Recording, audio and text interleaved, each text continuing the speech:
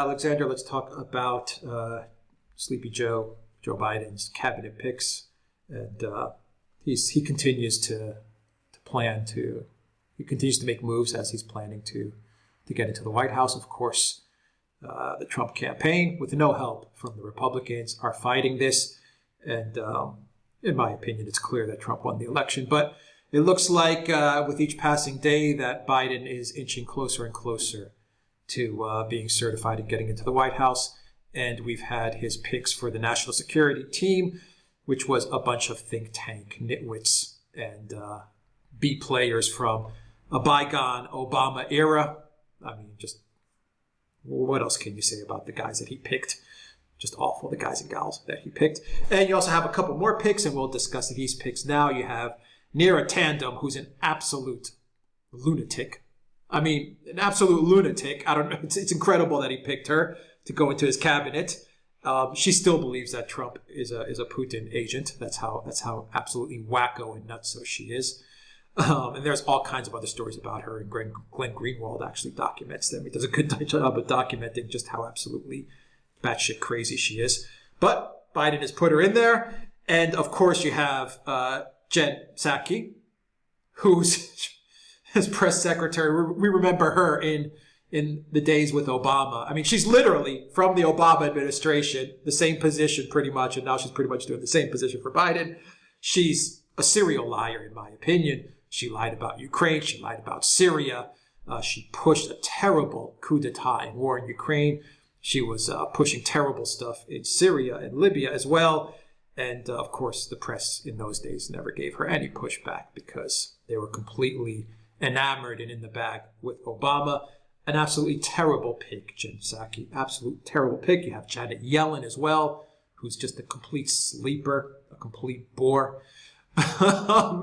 Just what can you say? This is, and of course, you have the new defense secretary, which we'll get into, which appears to be a China apologist.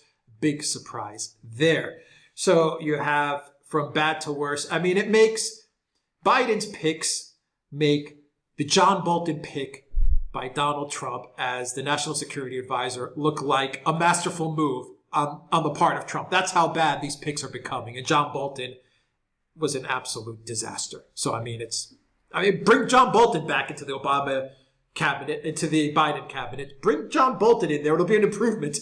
Absolutely. Well, I mean, let's talk firstly about Nira Tandon. I mean, the first thing to say about her is that she is an ardent Clintonite. I mean, she is a great fan of Hillary Clinton. So, I mean, this is bringing now someone from the Clinton side of things, of the DNC establishment, into the center of power, if you like.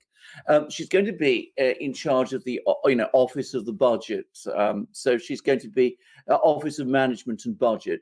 So apparently her key view is that she's going to continue to spend money. She's apparently somebody who is very keen on disregarding deficit reduction. So we can see, the foot on the accelerator rising, ever wider deficits. But the other thing about her, the two other things about her, firstly, she absolutely loathes Bernie Sanders. So it's a massive, black eye for Bernie Sanders. I mean, this is somebody who, once again went off and helped Biden, campaigned for him, stepped aside for him, brought all these people to vote for Biden. And yet here we see again, one of his most obsessive enemies is being given an important post in the Biden cabinet, in the Biden administration. And Bernie, of course, is frozen out again. So no surprise there. Bernie never learns that lesson. Progressives never seem to learn that lesson. If you vote for the Democrats, for the DNC candidate, they will simply disregard you. They will take your votes and they will do as they please. So the other thing about her is that apparently, and I was reading about this in various places, she is a great believer in the president ruling by executive order. In other words, by ignoring Congress. So partly it's, clearly a maneuver to try and get round a a likely Republican-controlled or dominated Congress. She's going to be, the Biden administration is going to carry out all kinds of things domestically by executive order, and she's going to provide the money for it. That seems to me what she's all about. And Janet Yellen of Treasury is going to be alongside her with all of that, because she too was, in my opinion, the weakest Fed chair that we've had for a very long time in the US, since at least the 1970s. And she will do exactly what she's instructed to do or asked to do by people like Tanden, Nira Tandon, and the other politicos, the hacks within the Biden team. So we're going to have the foot pushed down on the spending accelerator, and all kinds of programs funded now, and those programs instituted through executive orders. That's the plan anyway. So that's the shape of things to come on the domestic front. Let's look at the foreign policy front. Firstly, we got Psaki, who is somebody, she was previously, by the way, she was a retired State Department spokesman under the Obama administration. And she was, I think that she was promoted to be White House spokesman, and she's now going to be Biden's White House spokesman. So this is, again, an Obama person being brought back. Alex has described her exactly right. She was a person who basically said the most bizarre and extraordinary things. I remember the sort of general incredulity and ridicule that her comments were sort of, eliciting. But what I would say about her also is that she's probably someone who points to the anti-Russian tilts, the likely anti-Russian tilts of a Biden administration. And that contrasts with the likely defense secretary pick. And here we have a really rather strange development, because instead of Michelle Flournoy, who was being talked about as the likely defense secretary, who, to be very clear, is a hardline neocon, it seems that Biden is now thinking of appointing someone completely different, who is called a former general, Lloyd Austin, retired Army four-star general, former commander of US Central Command. Central Command is the part of the US military that deals with the Middle East, rather significant. And of course, the other thing about him is that a source, and I'm reading from the Washington Examiner, a source close to Biden told Axios that leaving the defense secretary out of the national security team announcement was intended to send a specific message. There's always been the intent to signal from day one that this is not an administration that is going to put the Pentagon at the center of things. The Biden team wants to elevate diplomacy and de-emphasize the military as an instrument of national power.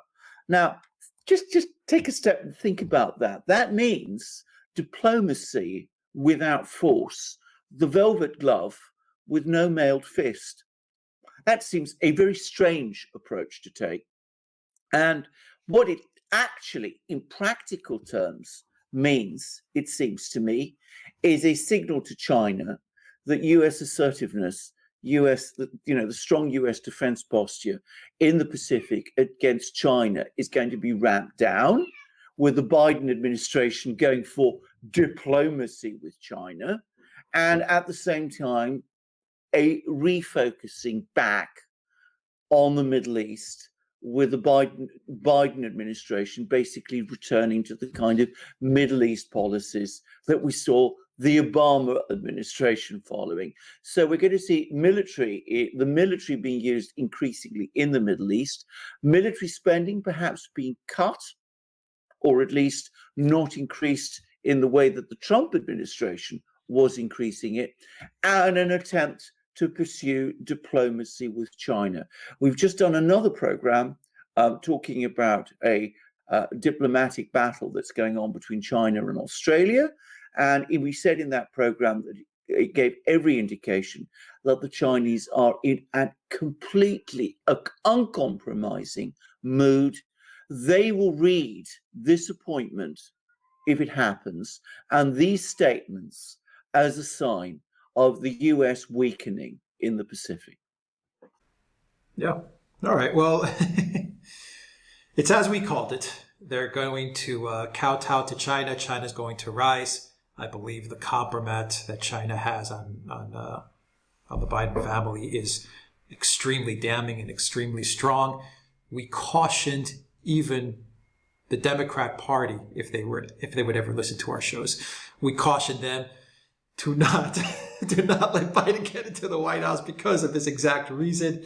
But I'm sure they've got compromise on all these guys. But China's going to rise. We're going to see a lot of drone killings, drone strikes in the Middle East, a lot of regime change, color revolutions, and all kinds of terrible, terrible things happen to very poor and very weak countries in the Middle East and North Africa and inside Africa and God knows where else. Yemen, Libya, Syria, Iraq, and who knows where else, Afghanistan, where else they're going. Where else they're going to yes. And a major shift in policy towards China, as I said, a relaxation, an easing towards China at a time when, as I said, China is becoming more assertive, possibly an easing towards Iran too. I mean, sounds like if you're going to de-emphasize the military and going to refocus more on diplomacy, as it's called, ease on the Iranians also, who are also not in a very compromising mood at the moment. And of course, last but not least, it may be more pushback against the Russians, which will of course push the Russians further to strengthen their ties with the Chinese, who will be only too pleased with all of this. And then with they Yellen, get more powerful. Chinese get more powerful. And in the meantime, of course, Yellen and Psaki and Tanden and all these, it's a strong sign of where the Obama administration, that was a Freudian slip. The Biden administration's priorities are going to be domestic, and they're going to be pursued by increasing the money printing machine and funding the various projects that the Biden administration wants to see carried out in the United States. And they anticipate those to be controversial, at least with the Republicans in Congress. So they intend to do them through executive order. I remember the days of Psaki and Marie Harf during the whole Ukraine thing. And I remember the Obama administration was so proud of their communications team, but the entire world was literally laughing at some of the stuff that they were saying. I mean, they were a national embarrassment with some of the ridiculous rhetoric that they were spitting out. I remember those days very distinctly. I mean, it was crazy. They were nuts.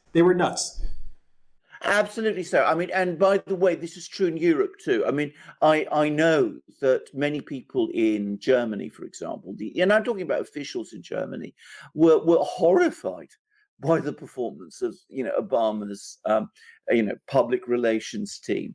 So it works with a certain type of Obama inclined person in the US, who unfortunately dominate the media there, but it doesn't work with anyone else. Everyone else can see this for the nonsense that it is, and yet it's reproducing itself again. Very, very troubling. All right, we'll leave it there, and let's hope that the Trump campaign comes through in the end. God help us. All right, Alexander Verkirch, thank you very much. Guys, if you like this video, click on that subscribe button down below. Also, make sure to check us out on BitChute, on Odyssey, and on Rumble. So please just subscribe to us on those networks as well. Go to the Duran shop, pick up some merch. We have a lot of great merch. And PayPal, Patreon, Subscribe Star, and Bitcoin. You'll find those links in the description box down below.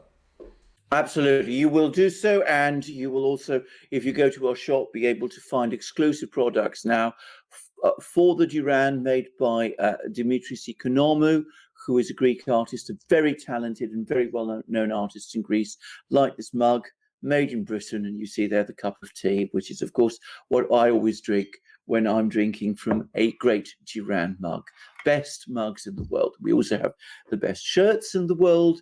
We also have now sweatshirts and amazing hoodies and wonderful hats. You can all find them on the Duran shop, and you should look to support us by going to our other platforms, BitChute and Rumble and Odyssey and Library, and please also support us through Patreon and Subscribestar. We depend on your support to provide you these programs. We're always under pressure. We have been now for many, many long time, and we will no doubt continue to be. So we rely on you to support us so that we can continue to produce our broadcasts, and please come to our next one. All right, Alexander Merkurs, thank you very much. Until next time, everybody, take care.